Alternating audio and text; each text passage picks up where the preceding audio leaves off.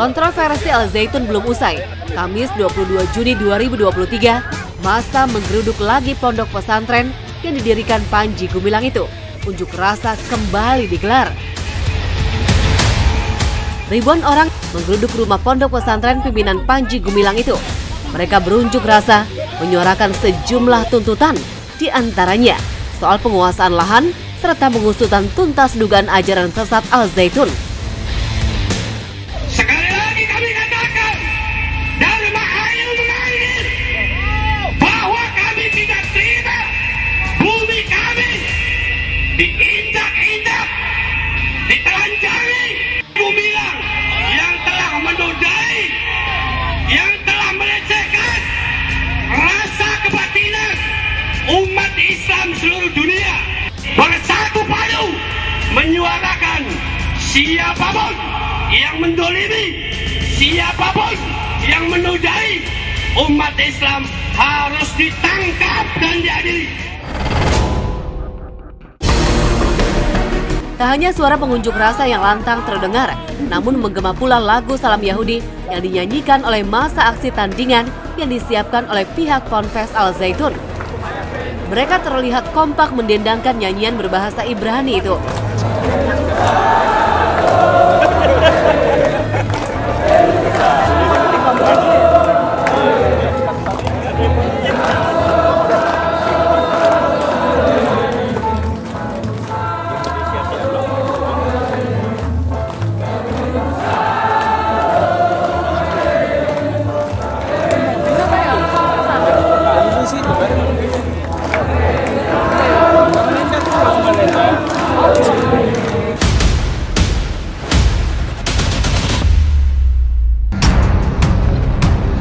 Pimpinan Al Zaitun, Panji Gumilang juga tampak mendekat. Lalu bagaimana ia menghadapi aksi para pengunjuk rasa yang menyuarakan sejumlah tuntutan itu? Supaya kami tahu, kami sudah amankan mereka.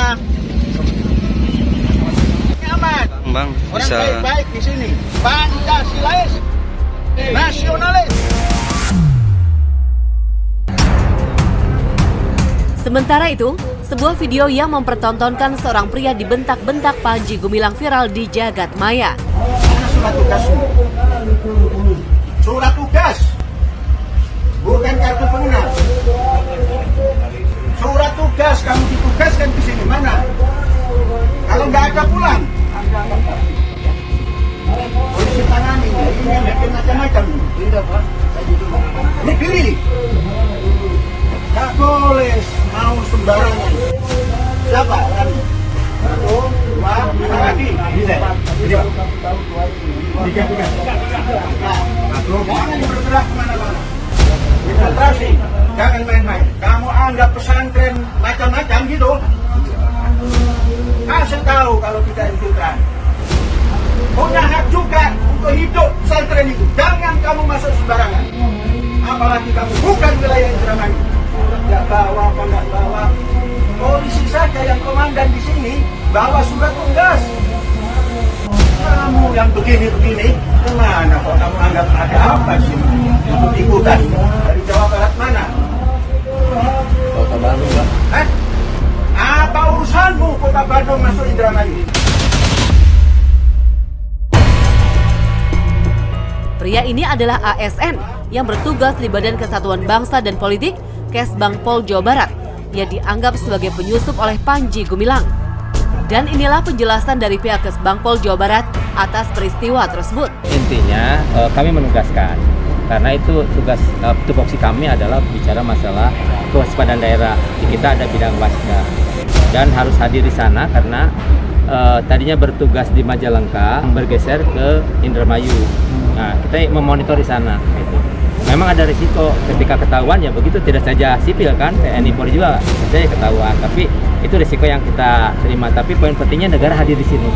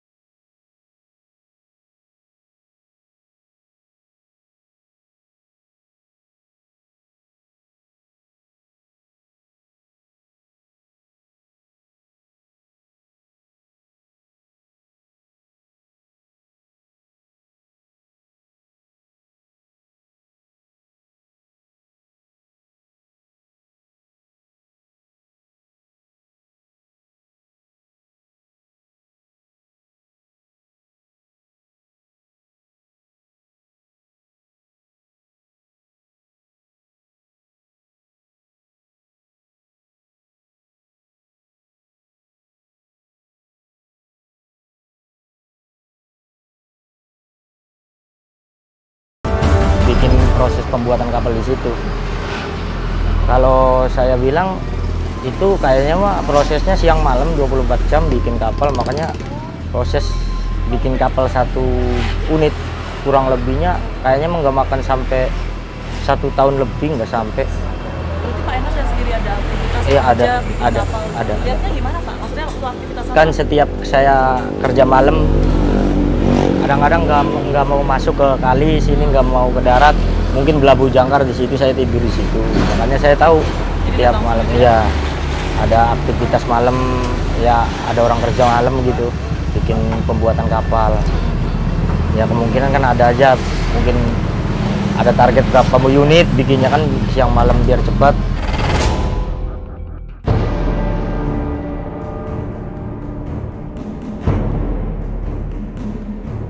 Namun warga sangat menyayangkan karena para pekerja di galangan kapal milik Al Zaitun tidak ada yang berasal dari masyarakat sekitar. Menurut warga, sejak awal dermaga berdiri, Al Zaitun sudah menutup diri. Taunya setelah jadi atau ternyata ada informasi itu Pak? Setelah jadi, Pak. Oh, jadi Setelah tiba-tiba tempat pembuatan tiba-tiba ada agak sedikit ngebentuk kapal. Terus saya tahunya itu jadi. Oh, itu udah beres semua. Iya, dari awal itu mah gedung mah udah beres semua. Cuma saya nggak nyangka mau dibikin pengedokan kapal. Begitu setahun berbulan-bulan terus kesininya kebentuk kapal, ya baru tahu semua itu tempat kapal ya? pengedokan kapal. Apa kalau lebih enaknya kan orang sininya ikut kerja kan mending gitu, maksud saya kan gitu. Kan orang sini nggak ada yang ke bawah semua, nggak ada yang masyarakat sininya. Masyarakat sini nggak sama sekali, Ya, bahkan nggak pekerja ada. di dalam pun Pak Eka Nggak tahu. siapa ya. Kalau pekerjaannya sendiri saya kurang tahu, Pak. Sebab ya bisa dibilang nggak terbuka sih.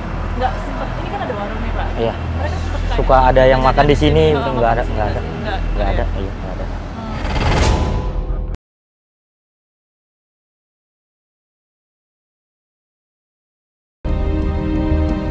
Pihak Al Zaitun juga disebut melarang perahu umum milik nelayan mendekat ke dermaga Al Zaitun karena alasan keamanan.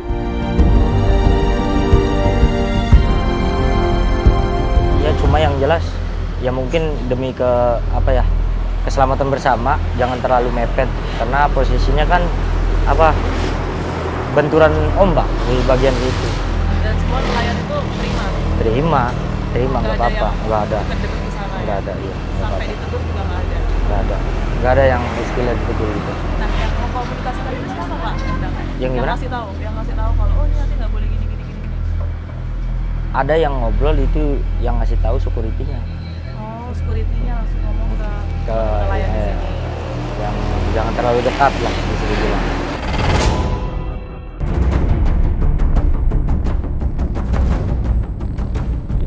Cerita tentang kapal-kapal Al Zaitun itu juga diungkapkan oleh mantan Wakil Bupati Indramayu, Luki Hakim. Luki yang pernah masuk dan berkeliling ke dalam Al Zaitun melihat aktivitas pembuatan kapal-kapal besar. Kenalkan, inilah Al Zaitun. Di tur tuh saya diajak tur.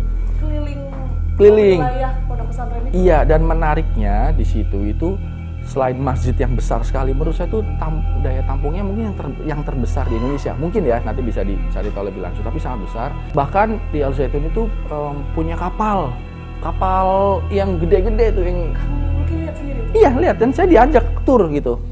Terus pakai mobil keluar dari situ ada kapal lagi dibuat besar-besar, ada banyak kapalnya.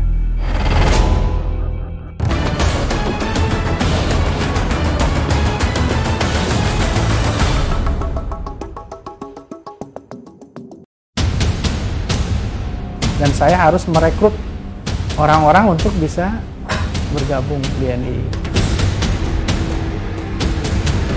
Itu terkumpul hampir 2 ton emas. Jadi kalau dikonversi ke rupiah saat itu 450 sampai 500 miliar.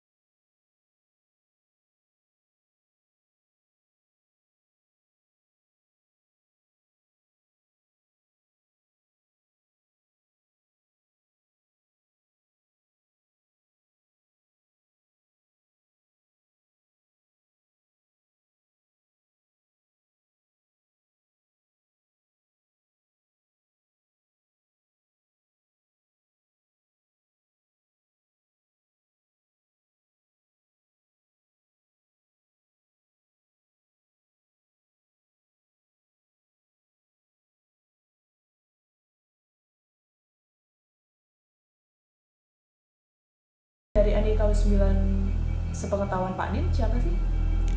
Saya tahunya Pak Abu Ma'arik waktu itu, alias Abu Toto ya. Abu Toto itu kan Pak Panji Gumilang nggak sih? Pak Panji Gumilang aliasnya. Itu pada saat itu belum ada Al Zaitun ya Pak? Belum ada.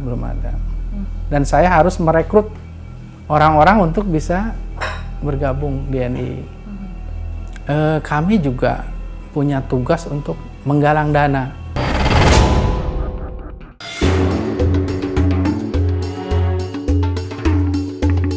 Wahidin juga membeberkan tentang tugasnya mencari lokasi strategis di penjuru tanah air untuk bisa dikuasai NII KW 9. Harus menguasai wilayah, ya. Menguasai wilayah itu berapa jumlah penduduk satu provinsi itu, ya. Terus pekerjaan dan sebagainya lah. Nah, kami di sana ditugaskan untuk mencari lokasi-lokasi strategis yang nanti ya bisa kita miliki, gitu. Tidak berpikir bahwa memilikinya itu harus membeli atau hibah atau wakaf gitu, tidak. Pokoknya kami harus memiliki lokasi-lokasi strategis di sana.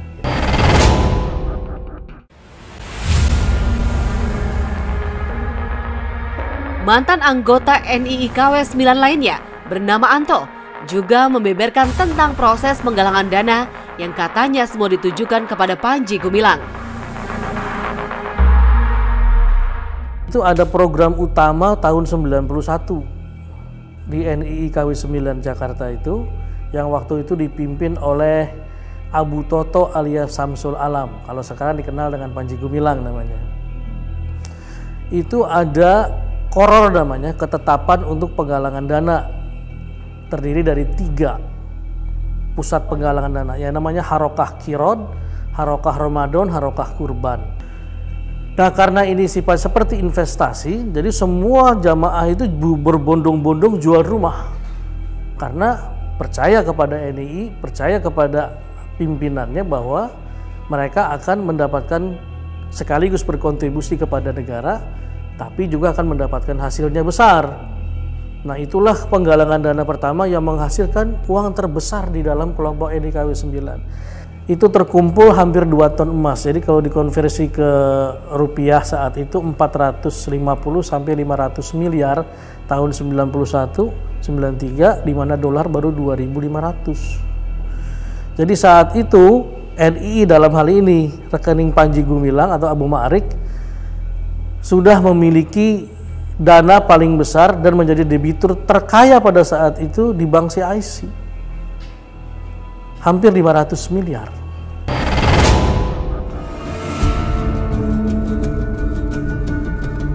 Sementara itu, beberapa waktu silam, Panji Gumilang tegas membantah soal penggalangan dana untuk Al Zaitun. Ya dari bangsa Indonesia yang kaya raya ini, kami sampaikan, ayo kita punya pendidikan bagaimana kalau kita bersama-sama. Kalau saya cari donasi terus sampai ke siapa-siapa itu nggak elok itu. Kalau iya juga kan murid itu harus digalang. Lah kalau murid tidak digalang bagaimana? Katanya sih yang laporan pada saya, waduh murid kita katanya dapat pelajaran usaha sampai dia jadi pengusaha bukan dari kuliahnya. Ditanya di sana dari Zaitun katanya. Lantas bagaimana langkah pemerintah serta pihak terkait lainnya atas sederet kontroversi Ponpes Al Zaitun pimpinan Panji Gumilang itu? Masih dipelajari, karena itu kan fenomena yang baru saja kan. Jadi kita tidak boleh sembarang menyikapi tanpa mendalami. Ya, kita sedang mendalami itu semua. Saya belum tahu apa ketidaksesuaiannya kan. Kan nanti ada urusannya, kalau ketidaksesuaiannya melanggar hukum itu urusan hukum nanti dengan saya. Kalau menyangkut penyelenggaraan institusi itu Kementerian Agama kan. Jadi kita belum tahu masalahnya di mana sebenarnya.